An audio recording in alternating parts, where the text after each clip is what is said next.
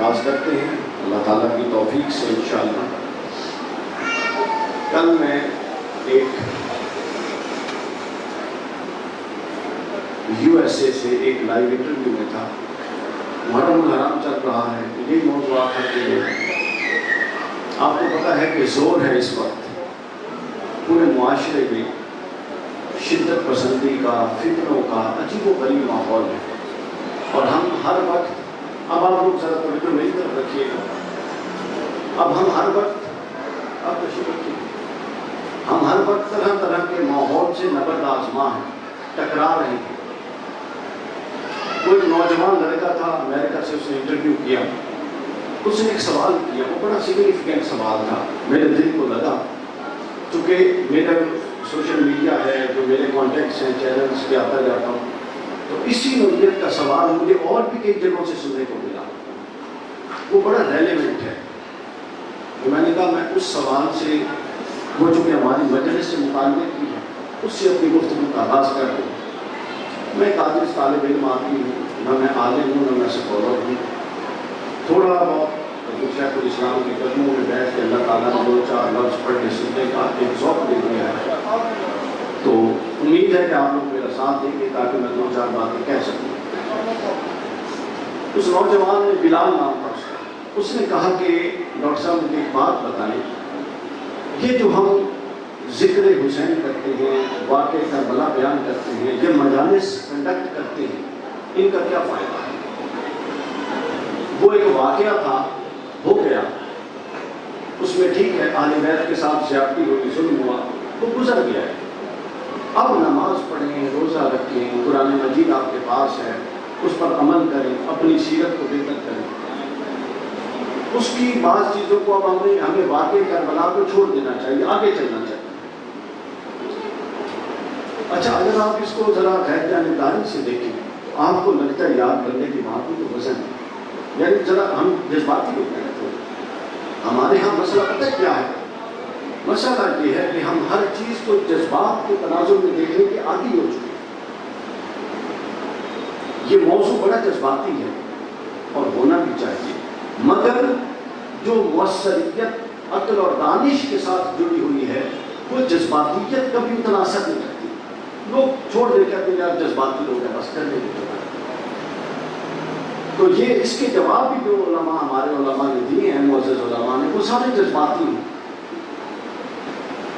اب میں اس کے جواب سے اپنی گفتگو کا آغاز کر رہا ہوں، اور وہ جواب کیا ہے کہ ذکر اہل بیت یا مجالس ذکر اہل بیت، یا اور چھوٹا کر دیں، ذکر سیدہ علی، حسن اور حسین سلام اللہ علیہ اجمعین،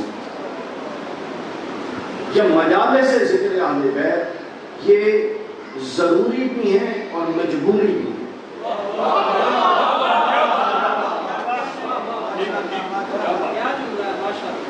اگر آپ لوگ تھوڑی توجہ رکھیں گے تو کچھ بات سمجھ آ جائے گی۔ یہ ضروری بھی ہیں، آپ سب لوگ بولیں کیا ہے؟ ضروری بھی ہیں اور ضروری بھی ہیں، اور یہ باندھ کے رکھیں اس فتنوں کے دور میں اس چیز کو کہ مجلس اہل بیت یہ پیسے اور وقت کا ضیاع نہیں ہے، معاذ اللہ، یہ ضروری بھی ہیں اور مجبوری بھی ہیں۔ اب پہلے میں بتاؤں گا ضروری کیوں ہے، پھر میں بتاؤں گا مجبوری کیوں ہے۔ اس تمہید کے بعد ہم اپنی گفتگو کی طرف آئیں گے۔ یہ تمہید ویسے گفتگو کا حصہ نہیں ہے، گاڑی سے اترتے ہوئے اچانک میرے سے نہیں آیا، کیونکہ نوجوان کی کثرت بیٹھی ہے تو یہ چیز ایڈریس ہونی چاہیے۔ سوشل میڈیا کا دور ہے، لوگ یہ سوال پھینکتے ہیں۔ پہلے یہ سن لیجئے کہ مجبوری کیوں ہے، ضروری کیوں ہے، کیا ضروری کیوں ہے؟ یار انٹرپشن نہ کیجیے، تھوڑی گفتگو میری بالکل اس کے ساتھ کنسنٹریشن چل رہا ہے۔ ضروری کیوں ہے، پہلے کیا بند کر رہے ہیں بات؟ ضروری کیوں ہے۔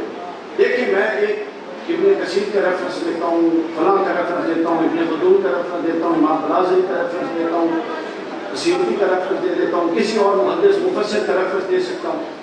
علم کی دنیا میں آپ لوگوں کے پاس اختیار ہے، اس کو قبول کریں یا بعض بنیادوں پہ اس کو رد کر دیں۔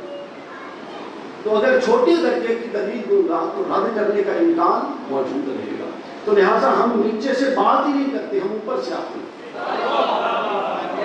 اور اس کے بہت سارے پہلو ہو سکتے ہیں، اس موضوع پر پوری گفتگو ہو سکتی ہے، لیکن ہم اس سے 2 پہلو لے لیں گے کہ ضروری کیوں ہے۔ قرآن مجید کہتا ہے کہ ذکر آل محمد ضروری ہے۔ قرآن مجید کیا کہتا ہے؟ ضروری ہے۔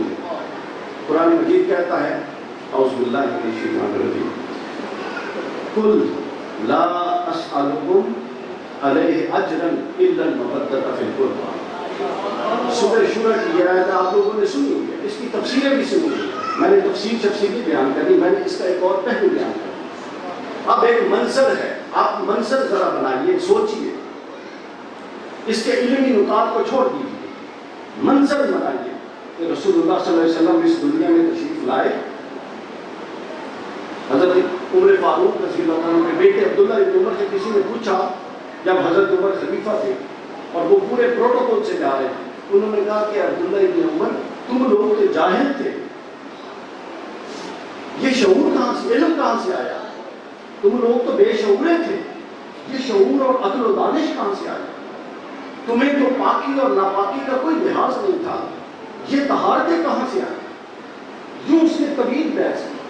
حضرت عبداللہ ابن عمر رضی اللہ تعالیٰ عنہ پتہ کیا آپ فرماتے ہیں کہ اے شخص تو ٹھیک کہہ رہا ہے، اس کی تردید نہیں، فرمایا تو بھائی بولیے نا، کیا تو ٹھیک کہہ رہا ہے کہ ہم بالکل ایسے ہی تھے، مگر پھر اللہ نے ہمیں اپنا محبوب بھیج دیا۔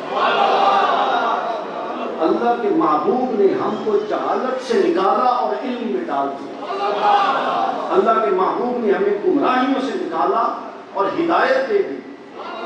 اللہ کے محبوب نے ہمیں رشتوں کے تقدس سے بھی ناواقف تھے، ہمیں اللہ کے رسول نے رشتوں کا تقدس دے دیا۔ تو لہٰذا یہ سب کچھ جو تو دیکھتا ہے یہ اللہ کے رسول کی ہمارے اندر آنے کے بعد یہ ان کی عطائیں ہیں۔ اتنی بات سمجھ آ گئی؟ یہ کیا ہے؟ ان کی عطائیں۔ اب رسول اللہ صلی اللہ علیہ وسلم دنیا میں آئے، یہ سب کچھ ہمیں جو عبداللہ بن عمر کہتے ہیں ہمیں دے کر چلے، تشریف دے کے لے گئے کہ نہیں دے گئے؟ ظاہری طور پہ تشریف دے گئے۔ کیا دے کر گئے؟ قرآن دے کر گئے۔ کیا دے کر گئے؟ اللہ کی پہچان دے کر گئے۔ ہم تو وہ لوگ تھے کہ اپنے ہاتھ سے پتھر بنا کے اس کے آگے سجدہ کر دیتے، اللہ کے رسول نے خدا کی پہچان دی، اللہ کے رسول نے ہر چیز دی، اللہ کے رسول صلی اللہ علیہ وسلم نے ہمارے لیے اپنی مقدس جسم پر پتھر کھائے اور اپنا جسم لہولہان کر دیا۔ یعنی 63 سال کی ظاہری عمر مبارک میں اتنی قربانیاں دی، نہ دن کو آرام کیا نہ رات کو سوئے۔ کیا ہم ہمارے لیے یہ سب کچھ کر رہے ہیں۔ تو جو شخص آپ کے لیے اتنا کچھ کرے، اب منظر میں بنا رہا ہوں، تفسیر اور روایت بھی بیان کرتا ہے، اللہ نے عقل بھی دی ہے، سب سے پہلے قرآن کو عقل کے پیمانوں پہ سمجھو۔ تو جو نبی آیا اور اتنا کچھ دے کے جا رہا ہے، یا کوئی اخلاقیات بھی شے ہے اور وزاداری بھی کوئی شے ہوتی ہے اور حیا بھی کوئی شے ہے کہ وہ آ کے جانے لگے ہیں، تو کوئی امتی ایسا ہوگا اس کو پتہ ہو کہ آپ اس حال میں رسول اللہ صلی اللہ علیہ وسلم آئے ہیں اور اپنا کام مکمل کر کے 63 سال بعد جانے لگے ہیں، تو وہ جانے دے گا۔ میں اس کی جگہ ہوتا تو میں تو قدموں سے لپٹ جاتا اور کہتا کہ یا رسول اللہ آپ نے اتنا کچھ کیا ہے، مجھے بتائیے میں آپ کے لیے کیا کر سکتا ہوں۔ نعرہ تکبیر، نعرہ رسالت، نعرہ حیدری، حسینیت، یزیدیت۔ اب ماحول سمجھو، کیا آپ میں سے ہر ایک، اور آپ بتائیے آپ میں سے ہر ایک یہی نہ کرتا کہ قدموں سے لپٹ جاتا اور کہتا کہ آپ تو مالک اور بادشاہ اور بے نیاز ہیں، اس کے باوجود ہمارے لیے اتنا کچھ کیا، ہمیں بتائیے کہ ہم آپ کے لیے کیا کر سکتے ہیں۔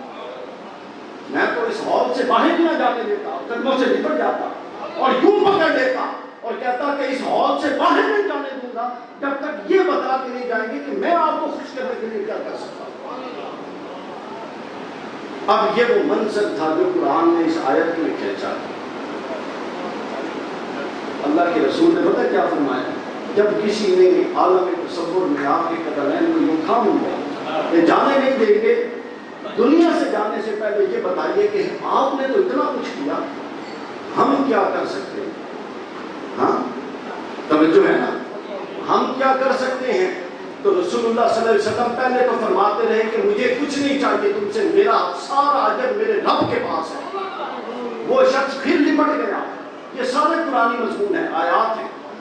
پھر پوچھا، آپ نے فرمایا نہیں، میرا اجر تو میرے رب کے پاس ہے۔ اس نے پھر قدموں سے لپٹا اور کہا کہ بتائیے کچھ تو میں کر سکتا ہوں۔ فرمایا کہ اگر بہت ضد کرتے ہو کہ کچھ میرے لیے کرنا چاہتے ہو، میں نے تمہیں اللہ کی معرفت دی، قرآن دیا، علم دیا، ہدایت دی، اگر ضد کرتے ہو اور پوچھتے ہو کہ میرے لیے کیا کرنا ہے تو سن لو، میں جا رہا ہوں گنبد خضرا میں، میں اپنے پیچھے حسن کو، حسین کو، علی کو اور فاطمہ کو چھوڑ کے جا رہا ہوں، ان کا دھیان رکھنا، ان سے حیا کا تعلق رکھنا، ان سے محبت اور مودت کا تعلق۔ اگر مجھے کچھ لینا ہے تو مجھے کچھ نہیں چاہیے، میں تو جا رہا ہوں، مگر میں اپنی یہ امانتیں سپرد کر کے جا رہا ہوں، جو ان کے ساتھ مودت کا، محبت کا، حیا کا، لحاظداری کا تعلق رکھے گا۔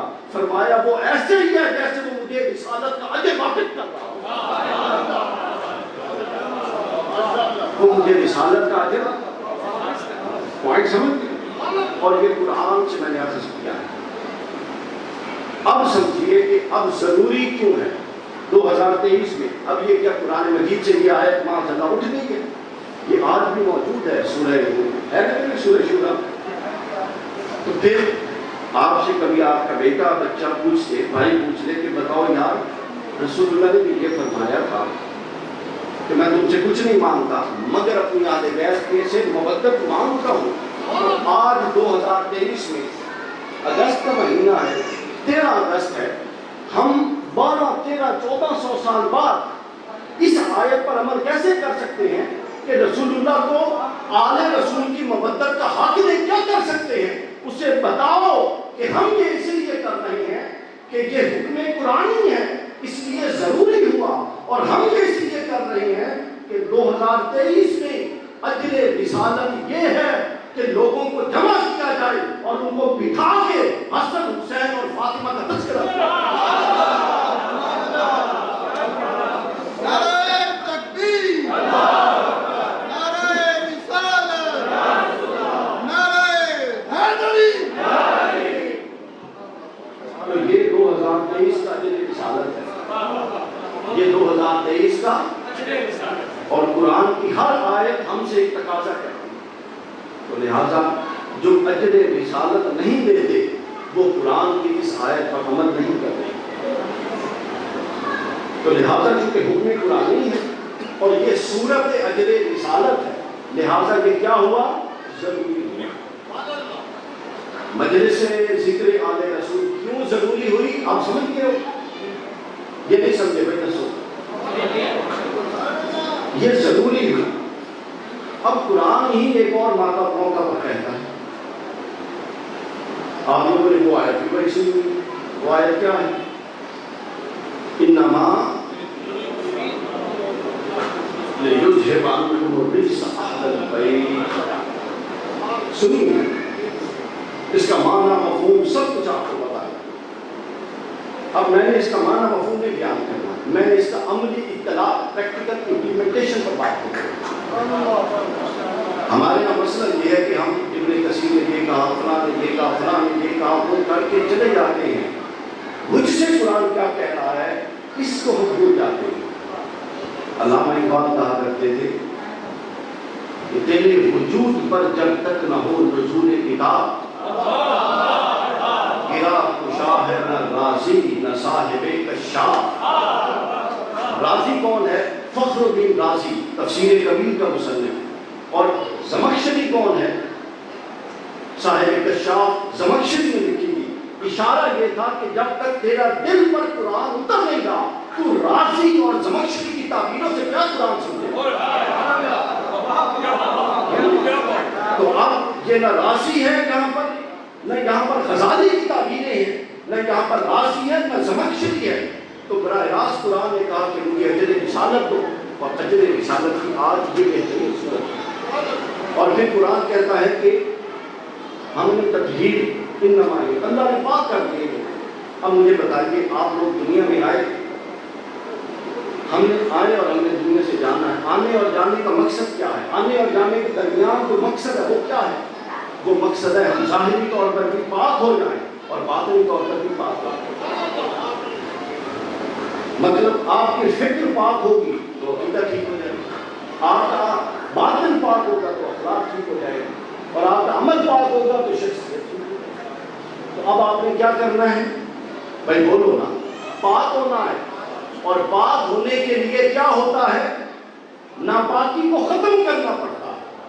تو لہذا اب اس آیت نے یہ بتایا کہ اب زمین پر پھرو 2023 میں, اور دیکھو کہ کچھ وجود ایسے پائے جاتے ہیں کہ جو پاک ہوں, اور نہ صرف پاک ہو. آپ کہتے ہیں کہ آپ پاک ہیں, آپ کہتے ہیں کہ آپ کے شیخ پاک ہیں, سب پاک ہیں, لیکن کسی کی پاکی کی وہی نے گواہی نہیں دی کہ یہ پاک ہے.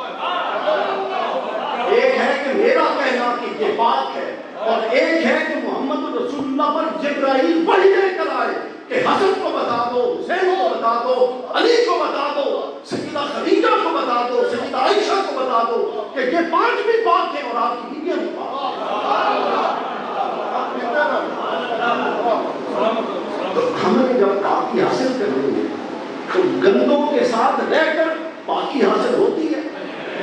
جب پاکی مقصود ایک حیات ہے تو اس کے لیے آپ کو کچھ پاک ڈھونڈنے پڑیں گے نا جن کے ساتھ ملے.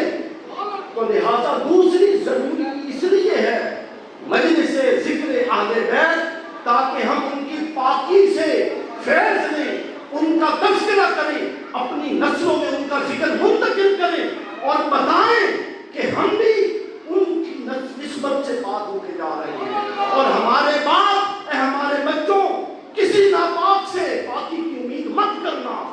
یہ وہ پاک ہے جن کو اللہ نے پاک کر کے بھیجا ہے, ان سے جڑ جانا اللہ پاک کر کے. یہ کیا تھا؟ یہ دوسری وجہ تھی کہ ذکر آل نبی ضروری ہے. کیا ہے؟ ضروری ہے. پاک ہوئے بغیر بھی حل نہیں ہے, اور اجر رسالت دیے بغیر بھی حل. اگر کسی کے پاس ہو اس کے آلٹرنیٹ آرگومنٹ, اور اتنا ہی مضبوط آرگومنٹ, تو اس کو سنا جا سکتا. یہ تو تھا ضروری. کیا تھا؟ ضروری. میں مضمون بنانے کی کوشش کر رہا ہوں, لیکن آپ لوگوں کی طرف سے اتنی حمایت نہیں ہو رہی ہے. میرا تھوڑا ساتھ نہیں, اس سے پہلے کہ میرا گلا میرا ساتھ چھوڑ جائے. میں کئی دنوں سے رات دن چل رہا ہوں. اچھا, اب آ جائیں مجبوری کیوں ہے. آپ بہنوں کو سمجھ آ گئی ضروری کیوں. اب مجبوری کیوں ہے؟ مجبوری یہ ہے کہ ہم نے ایمان کی حالت میں مرنا ہے. یہ ہر ایک کی خواہش ہے. بتائیے اگر کسی کی خواہش نہیں ہے تو وہ ہاتھ نیچے رکھ کے باقی ہاتھ کھڑا کریں جو چاہتے ہیں کہ ایمان کے ساتھ مرنا ہے. اب بات ختم ہوگی. اب ہم نے یہ ڈیفائن کر دینا ہے کہ ایمان کیا ہے. 3 دروازوں سے گزر کے بندہ مومن ہوتا ہے. کتنے؟ 3 دروازوں سے آپ گزر آئیں گے تو آپ مومن ہو جائیں گے. بس. اب پہلا دروازہ کون سا؟ پہلا دروازہ ہے شرک کا. آپ اپنے اوپر جب شرک کا دروازہ بند کریں گے اور صرف اللہ کو وحدہ لا شریک خدا لم یزل مانیں گے, تو آپ نے کیا کیا؟ آپ نے شرک کا رد کر دیا. مواحد ہو گئے لیکن ابھی مومن ہو گئے. مواحد تو بہت سارے مذہب ہیں. مواحد ہو گئے, مومن. پھر کیا چاہیے؟ پھر آپ دوسرے دروازے سے گزریں گے. پہلا دروازہ اللہ کا تھا, دوسرا دروازہ محمد رسول اللہ کا تھا. جب آپ وہاں سے گزریں گے, وہاں سے گزرے تھے تو شرک ختم ہو گیا تھا, کفر باقی تھا. شرک کی نفی ہو گئی تھی لیکن کفر. جب آپ نے حضور صلی اللہ علیہ وسلم کو اللہ کا رسول, محبوب, آخری پیغمبر مان لیا تو آپ پر کفر کا دروازہ بھی بند ہو گیا, شرک کا بھی بند ہو گیا. اب آپ مسلمان ہو گئے, مومن ابھی بھی. دیکھیں جب تک تو آپ مشرک تھے, امکان تھا کہ شرک کی وجہ سے جہنم میں جائیں گے، شرک ختم ہو گیا۔ پھر جب آپ مسلمان ہو گئے کفر کی وجہ، پھر دوسرا دروازہ تھا کفر کا، امکان تھا کہ کفر کی وجہ سے جہنم میں جائیں گے۔ جب حضور پر ایمان لے آئے تو کفر کا دروازہ بند ہو گیا، اب ایمان کا دروازہ کھل گیا۔ اب ظاہراً تو آپ ایماندار ہیں، مگر اندر کا کس کو پتا، اندر سے منافق نہ ہو۔ اللہ نے کہا کہ پہلا دروازہ میرا ہے، دوسرا دروازہ محمد رسول اللہ کا ہے، تیسرا دروازہ علی المرتضیٰ کا ہے۔ اللہ کے دروازے پر بھی جاؤ، مصطفیٰ کے دروازے سے جاؤ، اور علی المرتضیٰ کے دروازے سے جاؤ، مومن تب سمجھے گا۔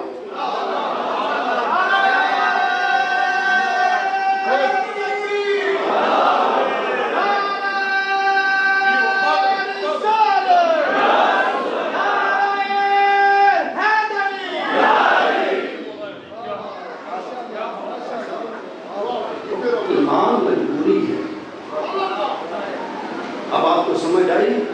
اب جب علی کے ذکر کی مجلس ہی نہیں ہوگی تو ہماری نسلیں تو منافقت کی موت مرتی ہیں۔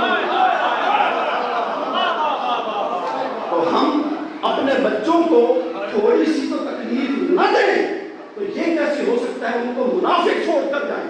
لہذا ہمارے ایمان کا اور ہمارے عقل کا تقاضا ہے کہ ہم جس طرح اللہ کی تعلیم دیں، جس طرح رسول اللہ کی تعلیم دیں، اسی طرح اہل بیت کی بھی تعلیم دیں کہ ہماری نسلیں شرک سے بھی بچیں، کفر سے بھی بچیں، اور نفاق سے بھی بچیں۔ اور حضرت مولا علی فرماتے ہیں، حضرت علی خود راوی ہیں، حدیث صحیح ہے، حدیث حسن ہے، امام ترمذی نے بیان کی،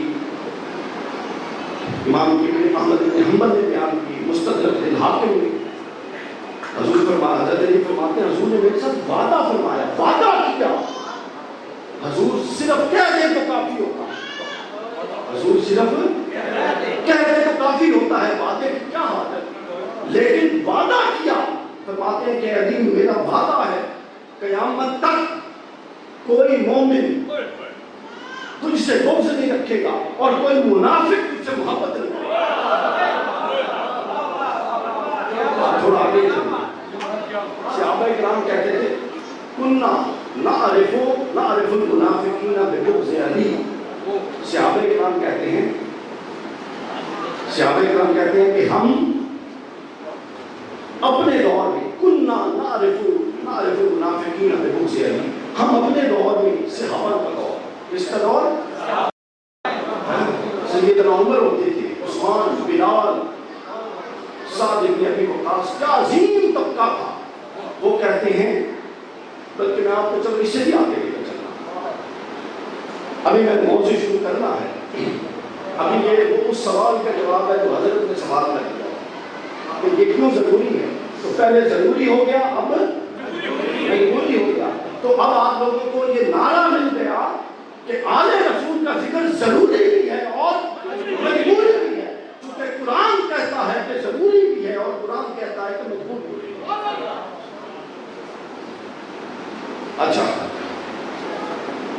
اس کے بعد آگے کچھ لوگوں نے کیا محدثین نے وہ کہتے ہیں کہ تم تو جہاں تک بات کرتے ہو نا کہ محبت علی اور بغض علی نفاق کا، صحابہ کرام میں یہ رواج تھا کہ اگر کسی کو کسی سے بزنس کاروبار کرنا ہوتا نا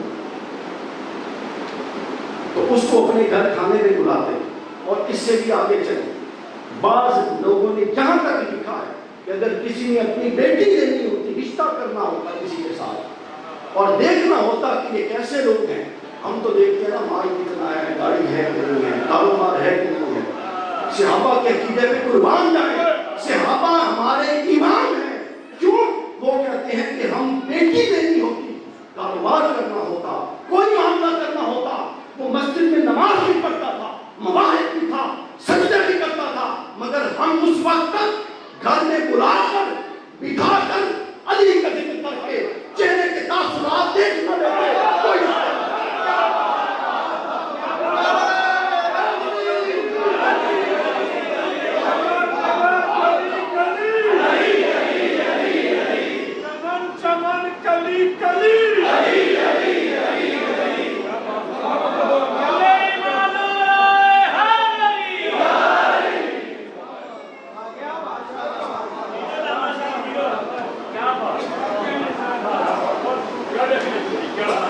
تو لہذا صحابہ کرام اور حضور نے کیا فرمایا کہ ذہن میں رکھیں علیکم بسنتی وسنت الخلفاء الراشدین المہدیین، اور پھر حضور نے فرمایا ما انا علیہ واصحابی، میری اور میرے صحابہ کے طریقہ کار پہ چلو۔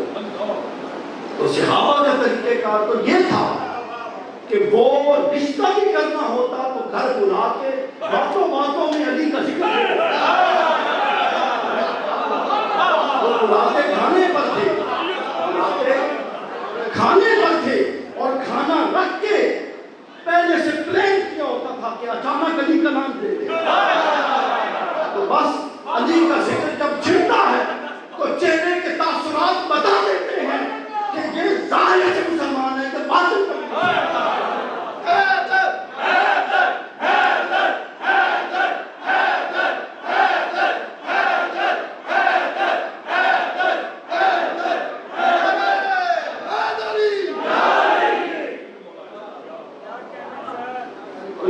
سگنیفیکنس ہے ذکر آل رسول علیہ السلام۔ تو لہذا اس چیز کو مد نظر رکھیے کہ یہ ایک ضروری عمل ہے، فرض عمل ہے، واجب عمل ہے، اسی طرح کا عمل ہے جس طرح کا توحید کی تعلیم دینا ضروری ہے، رسالت کی تعلیم دینا ضروری ہے، ادب صحابہ کی تعلیم دینا ضروری ہے، نسبت اولیاء کی تعلیم دینا ضروری ہے، خود سب سے پہلے قرآن کی تعلیم دینا ضروری ہے، اسی طرح آل رسول کی محبت کی بھی تعلیم دینا ضروری ہے۔ رسول اللہ نے ایک اور جگہ قسم اٹھائی، حیرت کی بات ہے، میرے چونکہ تھوڑا سا ابھی یہ کتاب بھی آ رہی ہے، بتایا تھا آپ کو مولا کائنات آیت حکمت کی آیت، ایک آیت ہے وہی جو حکمت فتح کی خیرت کثیرہ، اس ایک آیت کی روشنی میں مولا علی کی پوری سیرت، اور یہ آپ کے شام کی طرف آپ سے بعد میں آپ نے اعلان کر دیا یہاں پر اس کتاب کی تقریب رونمائی ہوگی انشاءاللہ، میں حاضر ہوں۔ تو میں عرض کر رہا تھا امام حاکم نے مستدرک بن حاکم نے حدیث بیان کی، اور امام حاکم نے کہا ھذا حدیث صحیح علی شرط الشیخین، یہ امام بخاری اور امام مسلم کی شرائط پر حدیث صحیح، یعنی چھوٹی قدر کیا حدیث تھی۔ حضور نے فرمایا کہ اگر کوئی شخص دن، اب میں یہ بتا رہا ہوں آخری بات تھی یہ تبلیغ ختم ہو جائے کہ ضروری اور مجبوری اب دونوں ایک حدیث میں اکٹھے آ گئے، اب تک تو ہم ضروری اور مجبوری الگ الگ ڈیفائن کر رہے تھے نا قرآن سے، تو اب حدیث ایک بیان کر دیتا ہوں جس میں ضروری اور مجبوری دونوں اکٹھے ہیں۔ حضور نے فرمایا کہ اگر کوئی شخص دن میں روزہ رکھتا ہو، صائم الدہر ہو، ہمیشہ روزہ رکھتا ہو، ایک آدھا فرق، اور قائم اللیل ہو، رات کو جاگتا ہو، اب اس سے بڑا بھی کوئی میرے سامنے ہو سکتا ہے، اس سے بڑا یہ عمل کہ دن میں روزہ رکھے اور رات کو قیام کرے، اور پھر آگے فرمایا اور وہ جو عبادت کرے وہ صحن کعبہ میں کعبہ کے خلاف کے نیچے ہو کے کرتا ہو، اور اس سے اونچی بات بھی ختم ہو گئی۔ پھر آگے فرماتے ہیں کہ ایسا شخص جو دن میں روزہ رکھے رات کو قیام کرے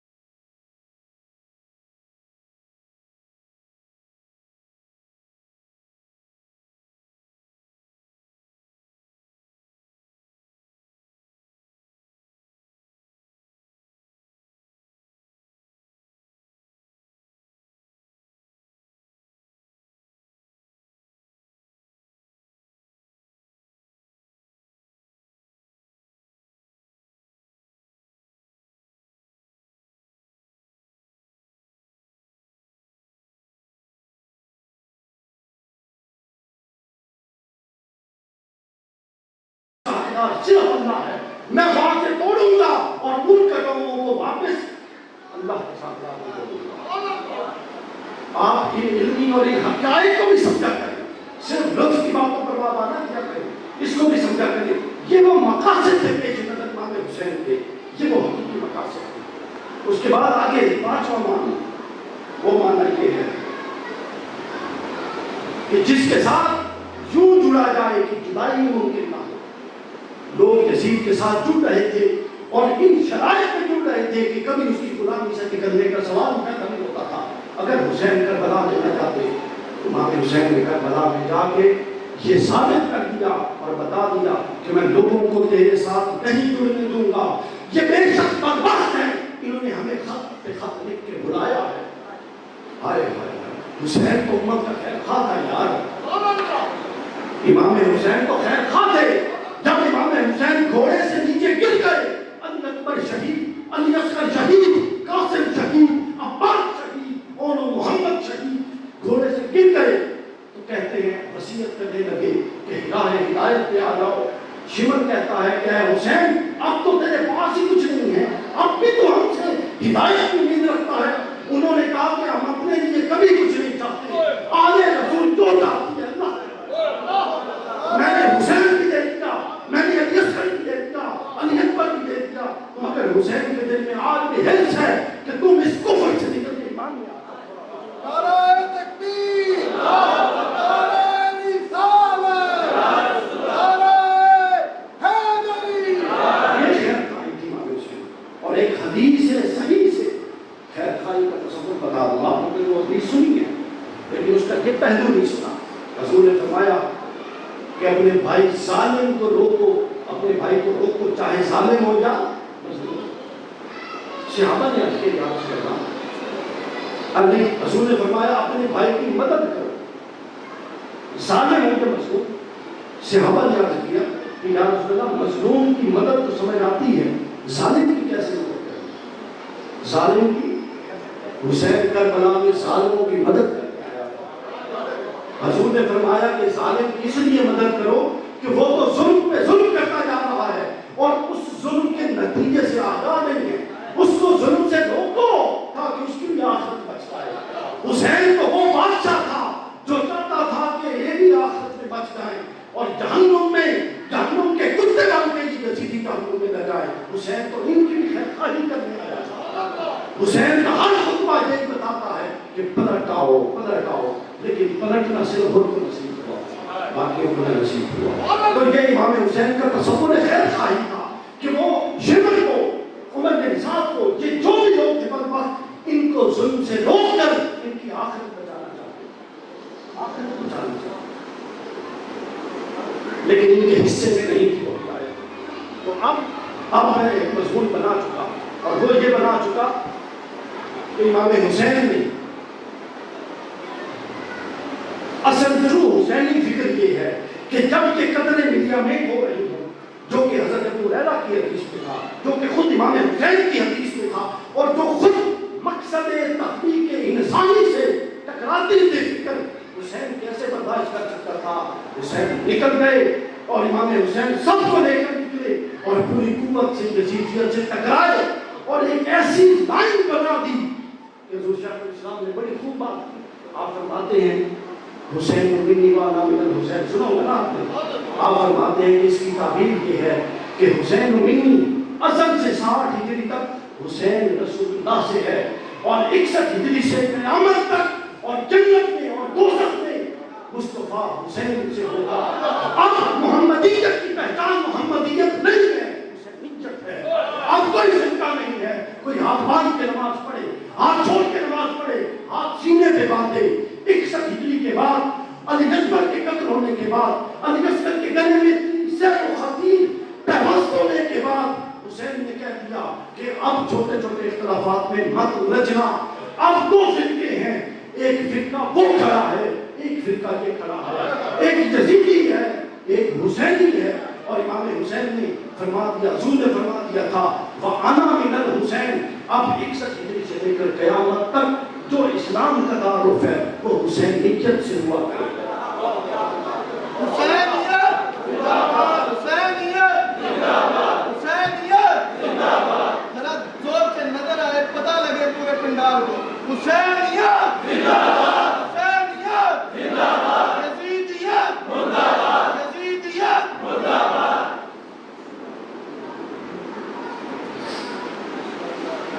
ٹھیک ہے کہ روز کرتے ہیں. اب یہ جو بات میں نے آپ سے بیان کی ہے، اب اس کے آخری حصے پر بات کرتے ہیں.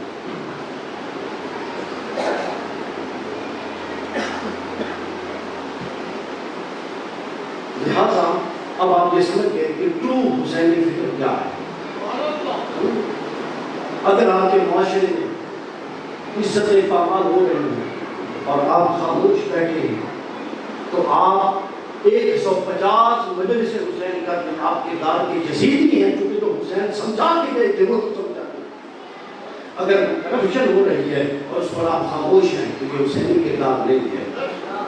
اگر آپ کا ہمسایہ پریشان ہے، آپ اس کی مشکل حل کر سکتے ہیں تو آپ اور نہیں کر رہے تو آپ سب کچھ ہو سکتے ہیں. حسینی کے دار کے بارے میں ہو سکتے ہیں، چونکہ یہ پورا کا پورا دین جو تھا، یہ پورا کا پورا فلسفہ جو تھا، اس کو امام حسین نے باندھ کے رکھ دیا اور یہ کبھی ختم نہیں ہوگا، یہ کبھی ختم نہیں ہوگا. حق کو ابھی میں آخری حصہ میں نے کیا بیان کرنا ہے، آخری حصہ میں نے یہ بیان کرنا ہے کہ جب شہادت حسین ہوئی تو اللہ کی قسم میں آ گیا. اور وہ میں آپ کو بتانا چاہتا ہوں کہ اللہ کیسے ختم میں آیا اور اللہ نے اپنے رسول کے ذریعے کیا کیا باتیں کو تک پہنچائی. ایک عام بندے کی یہ جو ہمارے ہاں ناسبیت ہے، یہ کمزور لوگ اور بے حیا لوگ یہ بتاتے ہیں کہ یہ جان کا معاملہ بس ختم ہو گیا. یہ جان جو ان کا معاملہ کوئی نہیں تھا، یہ براہ راست اذیت رسول کا معاملہ تھا. اور جو ہم سے کہتے ہیں کہ مجلس حسین کیوں کرتے ہو، جس ہوپ کرتے دیتا ہوں میں اس کے بعد شری سوگ سنے ہوئے نہیں سنے ہوئے میں سچ کر دینا. حضرت حمزہ ہندہ نے جب تک کلیجہ چلائے، حضرت حمزہ کب شہید ہوئے تھے بتائیں؟ احد ہوئے. کب احد کس ہجری میں ہوا تھا اور فتح مکہ کب ہوا تھا؟ 8 ہجری. کتنے سال ہیں درمیان میں؟ 5.5 سال ہے. فتح مکہ پہ وحشی نے اسلام قبول کر دیا. بخاری کی روایت ہے، صحیح بخاری. حضرت وحشی اسلام قبول کر چکے. کہ وحشی کون تھا جس نے حضرت حمزہ کو، ذرا توجہ میری طرف رکھیے گا. آپ لوگ جب حسینی سے کوئی فکر حسین سنیں گے تو پھر آپ کو سمجھ آئے گی کیا ہوتا ہے. اچھا 5.5 سال کا گیپ تھا. وحشی نے اسلام قبول کیا. ایک شخص آیا کہ یا رسول اللہ وحشی آیا اسلام قبول کر کے. حضور نے یوں دیکھا، پوچھا وحشی ہو؟ کہتا ہے یا رسول اللہ وحشی. فرمایا ٹھیک ہے تم نے اسلام قبول کر لیا ہے مگر میرے سامنے نہ آیا. یعنی جو یہ غلط انٹرپریٹیشن کرتے ہیں، عفو درگزر کے بعد حضور نے تو اس کو بھی معاف کر دیا، اس کو بھی معاف کر دیا. جو حضور کے کلیجے پر زخم لگ گئے تھے وہ کبھی معاف نہیں ہوئے. حضرت حمزہ تو چچا تھے. 3 دن کے سوگ والے بھائیوں کو بتاؤ 5 سال گزر گئے تھے، بندہ اسلام قبول کر چکا اور قاعدہ ہے کہ اسلام قبول کرنے کے بعد پچھلے گناہ معاف. اس کے بعد حضور نے فرمایا کہ وحشی تیرا اسلام تو مان رہا ہوں مگر خبردار میرے سامنے نہ آیا کر، مجھے حمزہ یاد آتا ہے اور جب حمزہ یاد آتا ہے تو میرے دل پر تکلیف ہوتی ہے.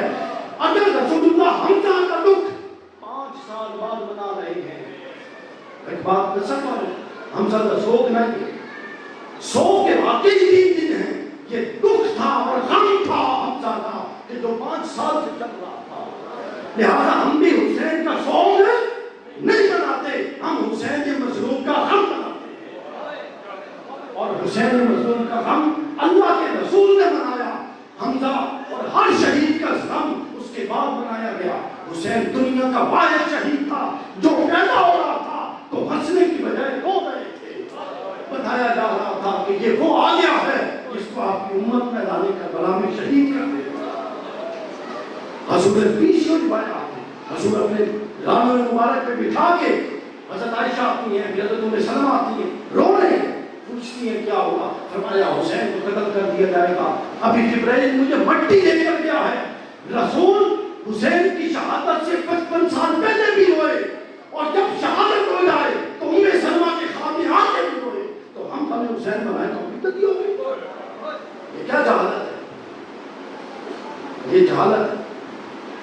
تو لہذا غم حسین اچھا سوگ تو نہیں ہے، غم ہے. اور غم حسین خالی غم بھی نہیں ہے، یہ غم حسین میں وہ روح ہے. جتنے اس وقت ہمارے اندر غیرت کا اگر کسی میں کوئی ذرہ ہے تو یہ حسین کی خیرات ہے.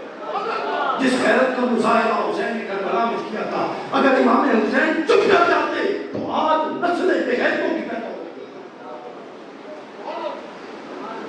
تو یہ غیرت کا درس تھا، جو کہ غیرت آپ کو دین کے لیے کھڑا کرتا.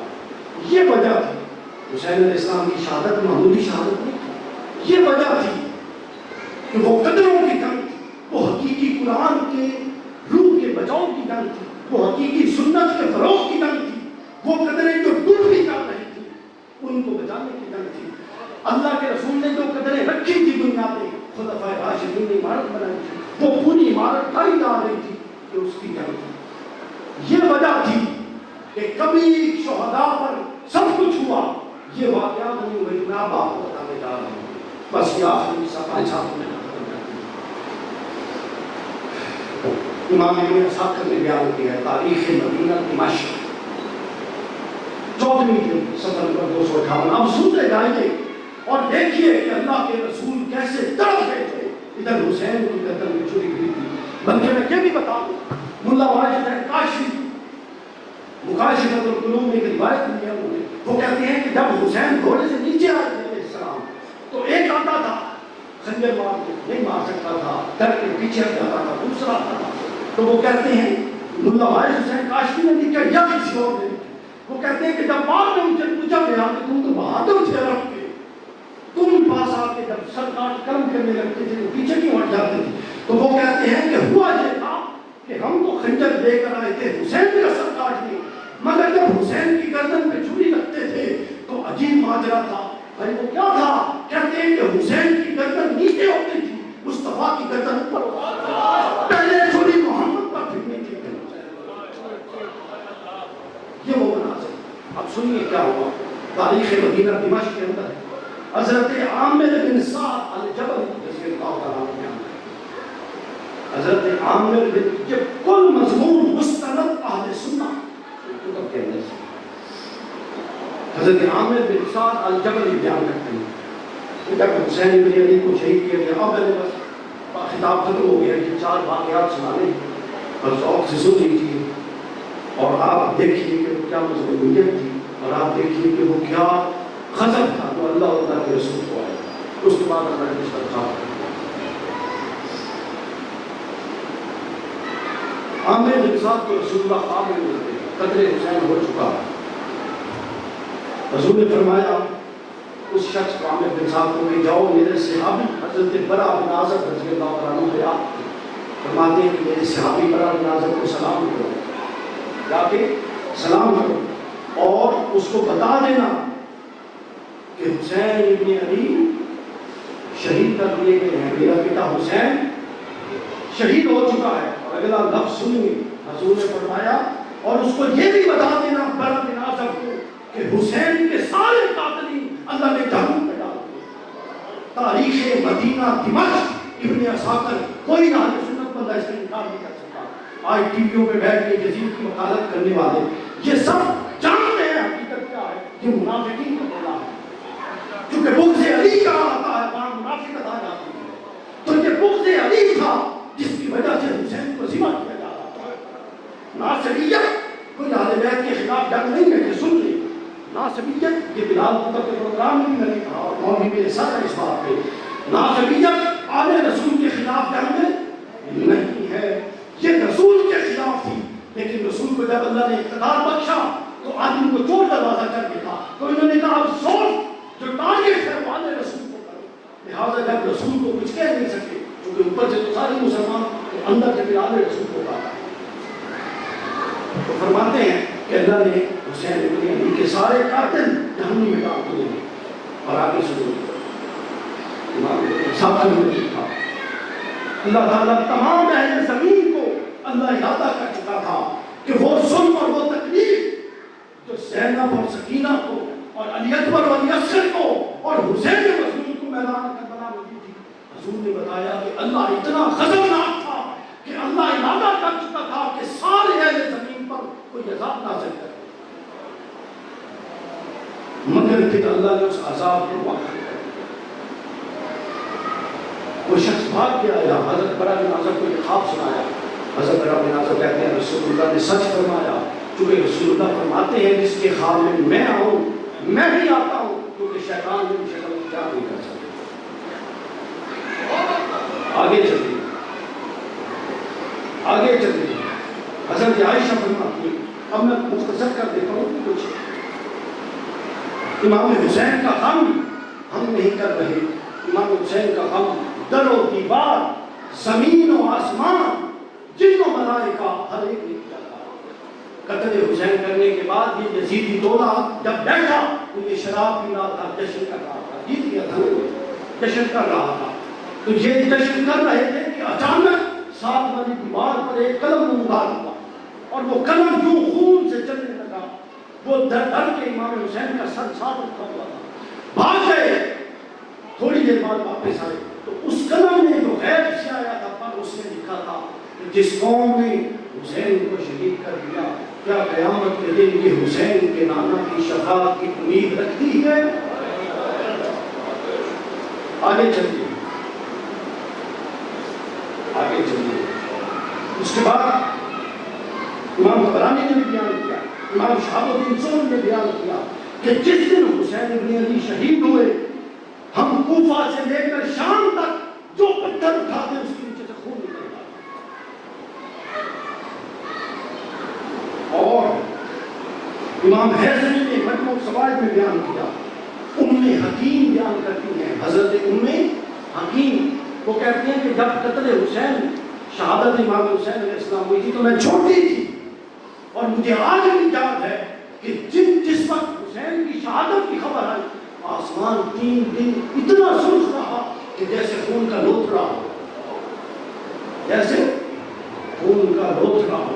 آگے سنیے، امام طبرانی نے بیان کیا، امام بیہقی نے دلائل النبوہ میں بیان کیا، حضرت سوید جعدی بیان کرتے ہیں، کہتے ہیں کہ جب امام حسین کو شہید کیا گیا تو ان کے لشکر سے اونٹوں کو لوٹ لیا گیا، جو سامان تھا خیمے جلا کے سب کچھ لوٹ لیا۔ ایک اونٹ امام حسین کے لشکر سے لوٹا گیا تھا، یہ اونٹ کو ذبح کر کے یزیدی لشکر کھانا پکا رہا تھا۔ کہتے ہیں کہ جب یہ ہانڈیوں کی طرف واپس آئے تو سارا گوشت خون بن چکا تھا، سارا گوشت خون بن چکا تھا۔ ہائے ہائے کیا کیا گستاخیاں ہوئی کا بھلا میں آپ کو بتاؤں۔ ایک شخص آتا ہے امام حسین کے پاس اور پوچھتا ہے کہ تو ہے حسین ابن علی؟ آپ فرماتے ہیں میں ہوں۔ کہتا ہے اللہ تجھے برباد کرے ماں سے، ایسا روز اہل بیت کا بھر دیا گیا تھا اور آج پھر بھر دیا بھرا جا رہا۔ امام حسین نے فرمایا اللہ تیرا ستیہ ناش کرے، اور پھر آپ نے ہاتھ اٹھائے کہ باری تعالیٰ اگر یہ جھوٹا ہے، اگر یہ سچا ہے تو میری گستاخی کر کے گیا، اور اس کو یہیں پر نجات ملا۔ وہ جو ساتھ کھڑا تھا شخص وہ کہتا ہے کہ ہمیں پتہ ہی نہیں چلا کہ وہ کب اس کا رخ حسین ابن علی سے پلٹا، کب اس کا پاؤں اپنے گھوڑے کی رکاب میں آیا، اور کب اس کے گھوڑے نے اس کو یوں لتاڑ دیا کہ اس کا بازو ٹانگ میں بن گیا، اور اس کی جو ہڈیاں تھیں وہ بال ساری کی ساری نکلی پڑی گئی۔ اتنا سرعت کے ساتھ بتایا ہے۔ آخری روایت ابن اسحاق نے بہت سارے لوگوں نے بیان کیا کہ جب شہادت امام حسین ہو گئی تو ایک شخص نے امام حسین حضور علیہ السلام کو خواب میں دیکھا، اور اس نے کہا خواب میں دیکھا، اور وہ کہتا ہے کہ میں خواب میں نے کیا دیکھا؟ میں خواب میں دیکھتا ہوں کہ رسول اللہ بیٹھے ہیں، اور رسول اللہ کے سامنے ایک بہت بڑا تشت پڑا ہے، تشت جو پرانے دور میں تشت تھے، وہ تشت پڑا ہے، اس تشت میں خون ہے اور خون حسین کا ہے، اس کے ساتھ ایک پر ہے جو پرندے کے پر پرانے دور میں ہوتے تھے۔ اور وہ شخص پتہ کیا تھا؟ وہ کہتا ہے میں نے خواب میں دیکھا کہ وہ خون پڑا تھا اور رسول اللہ کے ہاتھ میں تلوار تھی، رسول اللہ اپنی آستینے میں چڑھائے ہوئے تھے، اور ایک جس نے حسین پر ایک تیر مارا تھا اس کو پکڑ کے رسول اللہ ذبح کر رہے تھے، اور وہ کہتا ہے کہ میں نے دیکھا کہ 11 شخص ذبح ہوئے پڑے تھے۔ یہ وہ عذاب تھا قاتل حسین پر جو زمین پر آیا، آخرت کا ہے۔ ذبح کر رہے تھے، وہ کہتا ہے کہ مجھے برا نہ کیا۔ میں نے کہا یا رسول اللہ مجھے معاف کر دیں، میں نے تو نہ حسین پر تیر چلایا نہ حسین پر تلوار چلائی۔ رسول اللہ نے کہا کیا فرمایا؟ حضور نے فرمایا کہ ٹھیک ہے، تو نے تیر بھی نہیں چلوایا، تلوار بھی نہیں چلائی، مگر تو کھڑا لشکر یزید کی صف میں تھا اور تو نے تعداد کے حساب سے حسین کے خلاف ایک نمبر کا اضافہ کیا تھا۔ حضور نے خواب میں فرمایا علی اس کو پکڑ کے لاؤ، جتنا جرم اتنی سزا۔ وہ پل اٹھایا، حسین کے خون میں ڈبویا اور اس کی آنکھوں میں پھیرا، وہ صبح اٹھا زندہ ہو چکا۔